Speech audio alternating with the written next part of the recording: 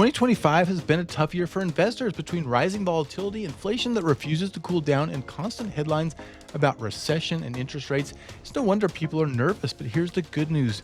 If you're looking to build long-term wealth with ETFs, this could be one of the best times to start laying the foundation. In this video, I'm going to walk you through exactly how I'd invest $10,000 into ETFs in 2025 based on my own real-life portfolio and strategy. I'll break down the allocation, the reasoning behind each fund, and how these picks are designed to grow your wealth, generate income, and help you sleep at night even when the market gets choppy. Let's get started. ETFs are one of the most powerful tools for everyday investors. They offer instant diversification, low fees, and access to hundreds of companies in a single trade. Instead of guessing which stock will go up next, I focused on building a mix of ETFs that gives me exposure to the market, dividends, growth, and even real estate. And if you're feeling overwhelmed by all the options out there, don't worry.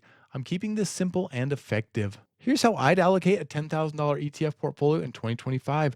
45% in VU, 30% in SCHD, 15% in QQQM, about 5% in VNQ, and 5% in JEPQ. Let's break down why I picked these 5 ETFs and what role each of them plays. My biggest position is VU, or Vanguard's S&P 500 ETF. It's the backbone of this portfolio. It gives you exposure to 500 of the largest U.S. companies, names like Apple, Microsoft, Amazon, and Johnson & Johnson. With an ultra-low expense ratio of just 0.03%, it's one of the cheapest and most efficient ways to invest in the U.S. economy. This ETF has averaged close to 10% annual returns over the long run, which is why it's my largest personal holding. At 45%, VU provides broad market exposure and consistent performance through all kinds of markets.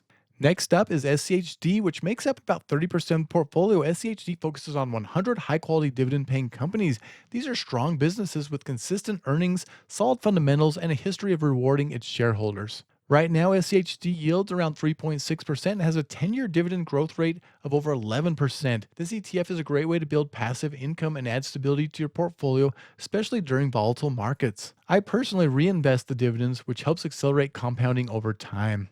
QQQM represents 15% of the portfolio. It's the lower fee version of QQQ and tracks the NASDAQ 100. It does have significant overlap with VU, especially in top tech names like Apple, Nvidia, and Microsoft, but that's intentional. I want more exposure to these leaders because I believe they'll continue driving growth for years to come. This allocation gives you a boost in long-term growth potential without taking over the whole portfolio. It's a focused way to participate in tech and innovation while keeping fees lower than QQQ. VNQ makes up about 5% of this portfolio and gives you exposure to U.S. real estate through REITs, companies that own and manage commercial properties like office buildings, data centers, and hospitals.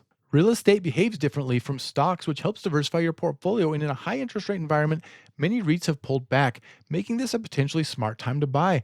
VNQ also pays a solid yield, which adds more passive income to the mix. Rounding out the portfolio is JEPQ, which also gets about a 5% allocation. This is a newer investment for me, one I've recently added to my portfolio. JEPQ invests in the NASDAQ 100 like QQQM, but adds a covered call strategy that generates monthly income. It's currently yielding around 10% thanks to high options premium in this volatile market. That income isn't guaranteed to grow, but it's a helpful way to smooth out the ride while staying invested in top tech names.